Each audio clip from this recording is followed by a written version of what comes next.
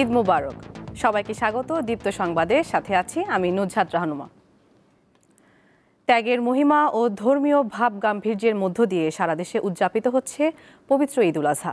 সকালে জাতীয় ঈদগাহে ঈদের প্রধান জামাতে অংশ নেন প্রধান উপদেষ্টা সহ সর্বস্তরের মানুষ।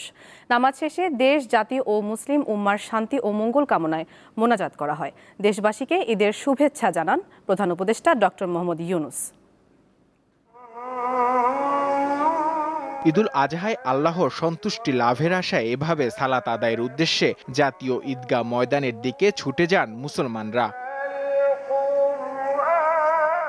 শুধু বড়রা নয়, পরিবারের সদস্য ও স্বজনদের হাতে হাত রেখে ছোট ছোট সোনামণিরাও এসেছে নামাজে শামিল হতে। আমার বাবার সাথে আসছি আর আমি নামাজ পড়তে আসছি। আমার দাদা ভাই নানুর জন্য দোয়া করব।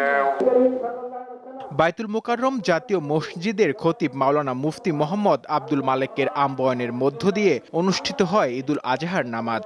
এতে অংশ নেয় অন্তর্বর্তী সরকারের প্রধান উপদেষ্টা ডক্টর মোহাম্মদ ইউনূস সহ সরকারের গুরুত্বপূর্ণ ব্যক্তিরা।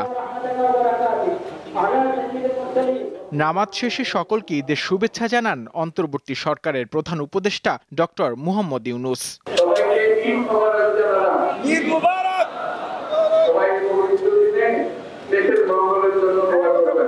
এরপর কোলাকুলি ও শুভেচ্ছা বিনিময়ের মধ্য দিয়ে জাতীয় ঈদগাহ ময়দানে তৈরি হয় এক আনন্দ ঘন পরিবেশ।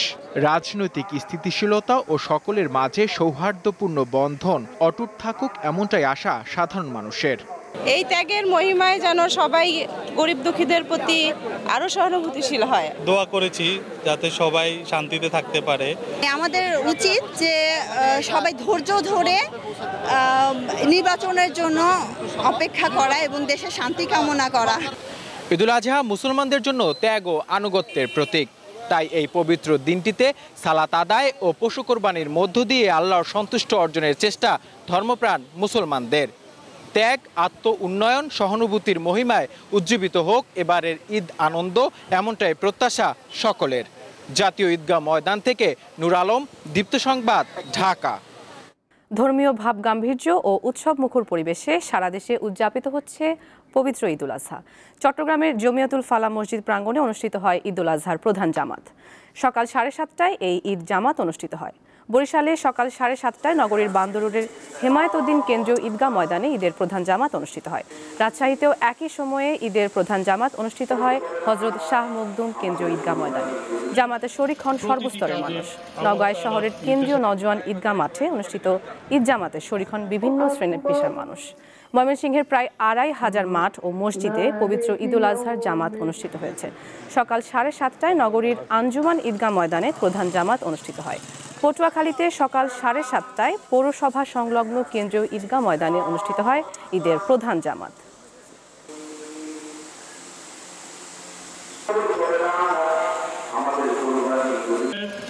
প্রতিটি কাজে ব্রাহ্মণবাড়িয়ায় ঈদের জামাত শেষে শুরু হয় পশু কোরবানি।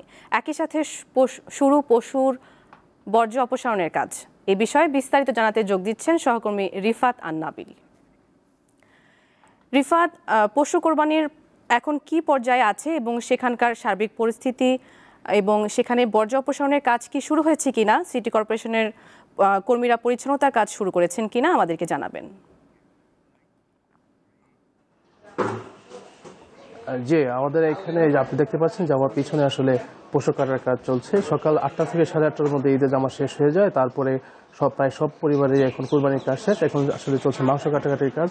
মাংস কাটাকাটি এখনও প্রায় শেষ পর্যায়ে। ফলে এখন যে পরবর্তী যে গুরুত্বপূর্ণ ইস্যুটি সামনে আসছে সেটা হচ্ছে যে পরিচ্ছন্নতার কাজটি। স্থানীয়রা নিজেরা আমাদেরকে জানিয়েছেন যে তারা নিজেরা যেভাবে পারছেন মোটামুটি পরিচ্ছন্ন রাখার চেষ্টা করছেন। তবে যে পৌরসভাগুলো আছে এগুলো থেকে আসলে এখনও পরিচ্ছন্নতার কাজ শুরু হয়নি।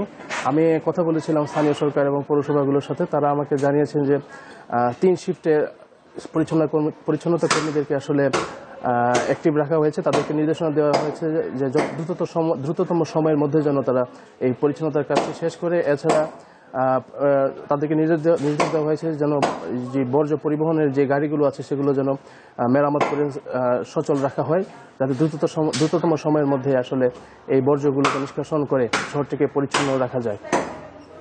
এছাড়া পরবর্তী যে গুরুত্বপূর্ণ জিনিসটি সেটি হচ্ছে আসলে চামড়া সংগ্রহ।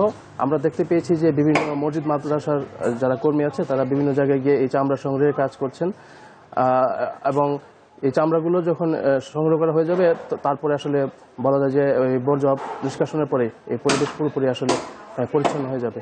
তো ব্রাহ্মণবাড়িয়া থেকে কুরবানির বিষয়ে এই ছিল আমার কাছে সর্বশেষ। রিফাত, আপনাকে ধন্যবাদ। দক্ষিণ এশিয়া সহ বিশ্বের বিভিন্ন দেশে আজ উদযাপিত হচ্ছে পবিত্র ঈদুল আজহা। ভারতের কলকাতায় সকাল 8:30টায় সবচেয়ে বড় ঈদের জামাত অনুষ্ঠিত হয় ফোর্ট উইলিয়ামের রেড রোডে। এতে অংশ নেন হাজারো মুসল্লি। এছাড়া দিল্লির জামা মসজিদ, মুম্বাইয়ের মাহিম দরগায় সহ ভারতের বিভিন্ন শহরে ঈদের নামাজ পড়া হয়। মালয়েশিয়ার সবচেয়ে বড় ঈদের জামাত অনুষ্ঠিত হয় রাজধানীর কুয়ালালামপুরের জাতীয় মসজিদে। এছাড়াও পাকিস্তান, নেপাল, শ্রীলঙ্কা ও মালদ্বীপ সহ বিভিন্ন দেশে ধর্মীয় ভাবগাম্ভীর্য ও নিজ নিজ সংস্কৃতি অনুযায়ী আজ উদযাপিত হচ্ছে পবিত্র ঈদুল আজহা।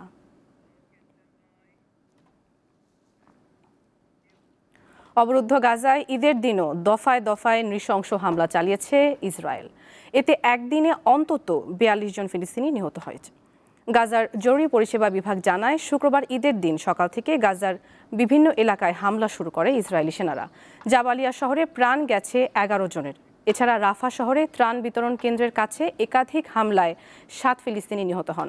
এই ঘটনার পর শুক্রবার গাজায় সব ধরনের ত্রাণ কার্যক্রম বন্ধ রাখে যুক্তরাষ্ট্র ও ইসরায়েল পরিচালিত গাজা হিউম্যানিটেরিয়ান ফাউন্ডেশন।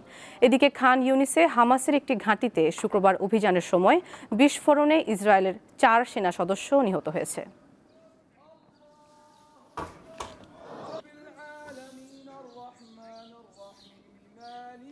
দর্শক, এই ছিল এখনকার মতো। পরবর্তী সংবাদ বেলা 2টায় দেখার আমন্ত্রণ। এছাড়া তথ্য ও বিনোদনের অন্যান্য খবর পেতে যুক্ত থাকুন দীপ্ত ডিজিটাল প্ল্যাটফর্মগুলোতে। সবাইকে ধন্যবাদ।